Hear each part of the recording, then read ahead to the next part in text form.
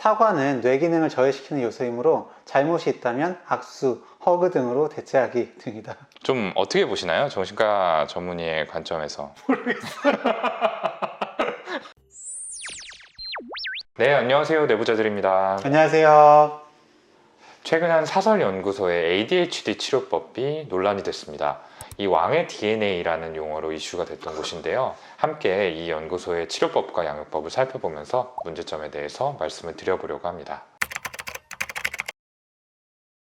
이 연구소에서는요, 뇌 손상이 크게 세 종류라고 말을 합니다. 좌뇌 손상, 우뇌 손상, 뇌들보 손상인데요. 이게 개연성 있는 이야기일까요?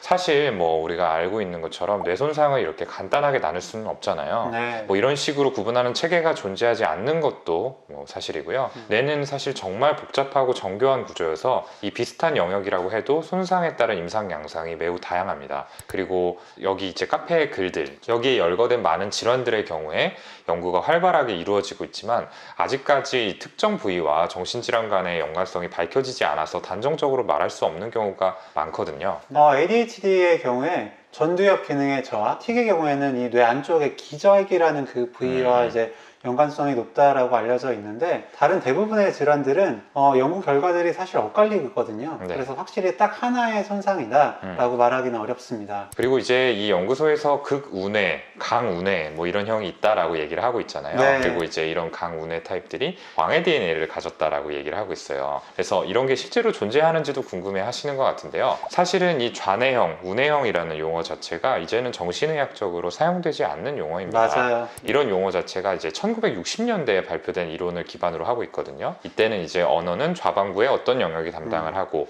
감정은 우반구에 어떤 영역이 담당을 하고 이런 식으로 나누어진다라는 이론이었죠. 그런데 이제 현재는 여러 연구들을 통해서 뇌가 어떤 기능을 수행할 때 한쪽 반구, 특정 부위만 작동하는 게 아니라 이 신경망, 네트워크로 연결된 여러 가지 부위가 동시에 작동하는 복잡한 협응을 통해서 이루어진다라는 사실이 밝혀졌습니다. 그래서 더는 크게 의미가 없는 구분이라고 할 수 있겠죠. 극우뇌형, 극좌뇌형 같은 용어는 정신의학적으로는 전혀 사용되지 않는 용어다라고 생각하시면 되고요. ADHD나 자폐증을 그런 기준으로 진단하지 않고요. 치료에 있어서도 중요한 요소라고 생각하지도 않습니다. 그런데 좀 재미있는 게, 사실 제가 이 연구소를 다 할 수는 없지만 네. 이 강우뇌형, 극우뇌형, 극좌뇌형 이런 것들을 이제 나누시는데, 이러려면 이제 뇌검사를 해야 된다라는 생각이 들거든요. 근데 카페 글을 보면은 기계를 사용하는 센터들은 굉장히 또 비난을 하시더라고요. 네. 아이 머리에 뭔가 부착하는 곳, 컴퓨터로 이제 화면을 띄워서 다양한 색깔이 나오는 화면을 보여주는 곳은 피해야 된다. 그런 곳은 사짜다. 이런 식으로 네. 또 얘기를 하고 있습니다. 네, 그런 걸 보면은 따로 뇌 평가는 하지 않고 뭔가 자체적인 기준으로 나누시는 것 같아요. 그러게요. 네, 근데 어쨌든 정신의학적으로 이런 기준들은 크게 의미가 없다라고 말씀을 드리고 싶습니다. 극우뇌 혹은 강우뇌형으로 이제 구분이 되게 되면은 이제 좌뇌 보강이라는 걸 한다고 해요. 네, 이 좌뇌 보강 여기에 대해서는 좀 어떻게 생각하시나요? 일단은 이 좌뇌 보강이라는 게 정확히 어떤 건지는 이제 카페에서 공개된 글로만은 좀 알기는 어렵더라고요. 근데 이제 극우뇌나 강우뇌의 손상을 회복시키는 과정을 좌뇌 보강이다라고 하고, 언어 지연, 틱, ADHD 우울증, 자폐, 아스퍼거, 분노장애, 소화기 분개성 장애와 부교감 신경 문제 등이 함께 개선이 될 수 있다. 물론 약을 전혀 사용하지 않는다라고 이야기를 하고 있습니다. 그래서 자연스럽게 정리정돈도 잘 하게 되고, 규칙도 잘 지키게 되고, 사회성도 개선되고, 아무튼 좋은 일들이 굉장히 많이 일어난다라고 해요. 사실은 소아정신과의 이제 핵심적인 문제들은 이 좌뇌 보강이라는 걸 통해서 모두 해결이 될 수 있다라고 얘기를 하고 있습니다. 근데 이제 정확히는 알 수 없는데, 아마도 연구소에서 제시하는 미션들을 수행한다라고 얘기들이 나오는 걸로 봐서 아이나 또는 부모님에게 어떤 특정한 행동을 취하게 함으로써 이루어지는 과정이 아닐까 싶고요. 이번에 이슈가 됐던 그 교육부 사무관이 담임 선생님한테 보냈던 편지 있잖아요. 이 편지의 내용이 아마도 이 좌뇌 보강이라는 것과 관련이 있지 않을까 싶습니다. 그리고 또 이런 글이 있어요. 고개를 푹 숙이는 인사는 자존감을 하락시켜 뇌기능 저하로 연결되고, 신경전달 물질 생성을 억제하므로 강요하지 않기. 네, 무리한 요구에 거절하지 않고 재미있게 응대해 뇌기능 활성화하기. 어른처럼 대우해 영웅심을 고취해주면 뇌기능이 빠르게 안정됨. 갑의 입지를 느껴야 유익한 신경전달 물질이 생산되므로 내려다보지 않기. 왕자 또는 공주 호칭 사용해 우월한 존재임을 확인시켜주기. 사과는 뇌 기능을 저해시키는 요소이므로 잘못이 있다면 악수, 허그 등으로 대체하기 등이다. 좀 어떻게 보시나요? 정신과 전문의의 관점에서.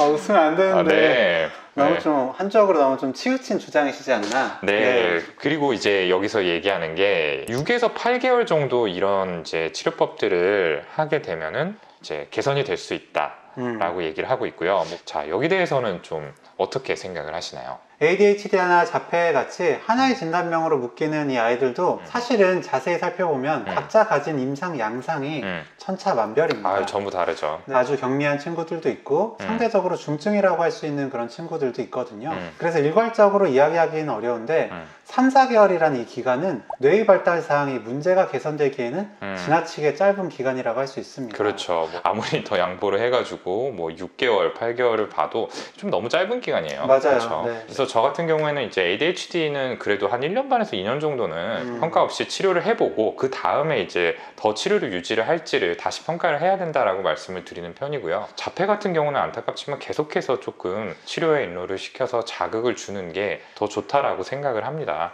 근데 이게 참 뭐 4개월 남짓에 해결이 되면 너무너무 좋은 일이지만 아마 조금 현실적으로 어려운 일이 아닐까라고 생각이 들기도 해요. 근데 확실히 소아정신과에서 1년이나 2년 이상 보셔야 됩니다 라는 이야기를 들었다가 3, 4개월 만에 한다는 얘기를 들으면 그러니까요. 이쪽에 되게 혹하실 것 같아요. 그쵸, 그쵸. 또 자신 있게 뭐 4개월이면 됩니다. 구체적으로 뭐 취약전 어린이는 3개월이면 됩니다. 이렇게 얘기를 하시니까 예, 끌릴만도 하다라는 생각도 드네요. 네. 네네.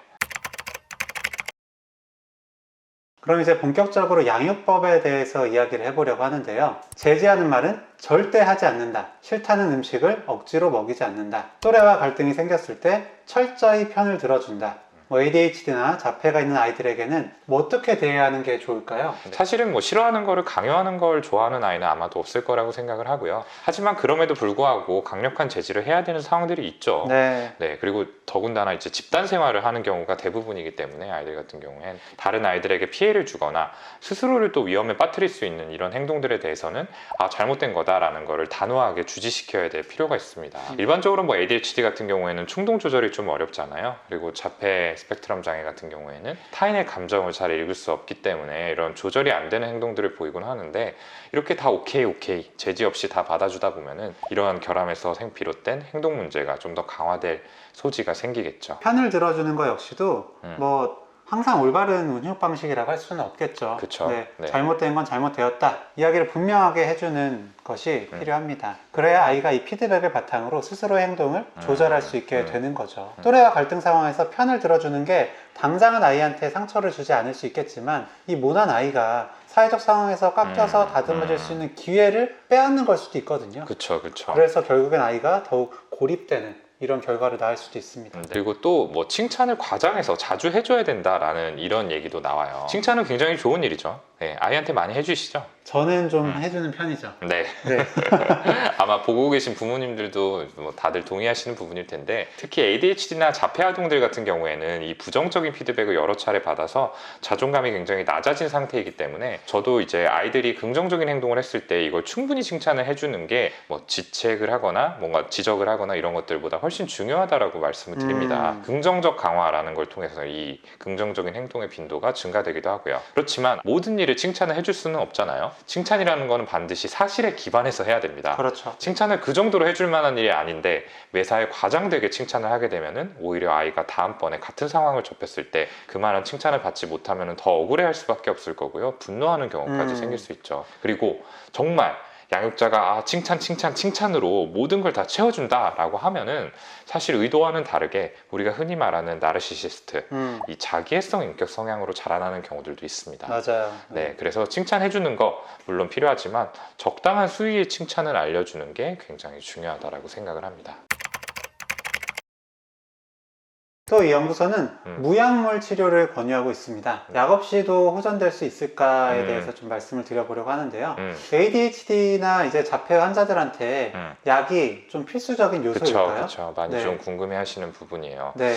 ADHD와 자폐를 좀 나눠서 생각을 해야 되는데요. 이 ADHD의 경우에는 이제 자폐에 비해서 약물 치료가 갖는 중요성이 좀 더 높죠. ADHD의 핵심적인 증상이 이제 산만함이나 충동 조절의 어려움 이런 것들인데 약물을 통해서 상당 부분 개선이 돼요. 이 전두엽 무릎이라고 하는 부위에 도파민이라고 부르는 신경전달 물질의 활성을 높이는 약을 사용을 하고요.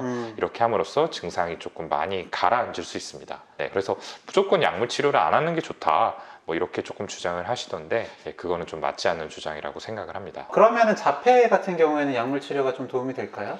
자폐의 경우에는 이제 조금 다른데요. 사실은 이제 핵심적인 증상이라고 할 수 있는 게 사회성의 결여겠죠. 네. 의사소통 잘 되지 않고 타인에게 관심 없고 그리고 이제 자기만의 세계에 빠지는 이런 제한된 관심사가 특성인데 이런 것들이 사실 약물 치료만으로 개선되기는 조금 어렵습니다. 그래서 뭐 언어 치료라든지 이제 ABA라고 해서 행동 수정 치료 같은 것들을 우선적으로 저희가 권유를 하고요. 그럼에도 약물 치료가 필요해요. 필요한 케이스들은 주로 이제 공격성, 과민함 이런 문제들이 있을 때 그래서 다른 친구들에게 뭐 과격한 행동을 한다든지 이런 상황에서는 약물 치료가 굉장히 도움이 됩니다. 그래서 이렇게 모든 케이스에 약물이 필요한 거는 아니지만 약물 치료가 ADHD든 자폐든 꽤 중요한 포션을 차지한다 라고 말씀을 드리고 싶어요. 그리고 비약물적 치료가 중요하죠. 중요하지만 어떤 치료를 선택하느냐가 사실 정말 중요한 것 같거든요. 네. 장기간에 걸친 충분한 연구를 통해서 검증된 치료만을 선택을 하셔야 된다 라는 말씀을 꼭 드리고 싶습니다. ADHD나 자폐가 아이가 의심된다면 부모님들께서는 가장 먼저 해야 되는 건 무엇일까요? 그리고 또 치료에 있어서 어떤 걸 가장 중요하게 여겨야 할지도 궁금해 하실 텐데요.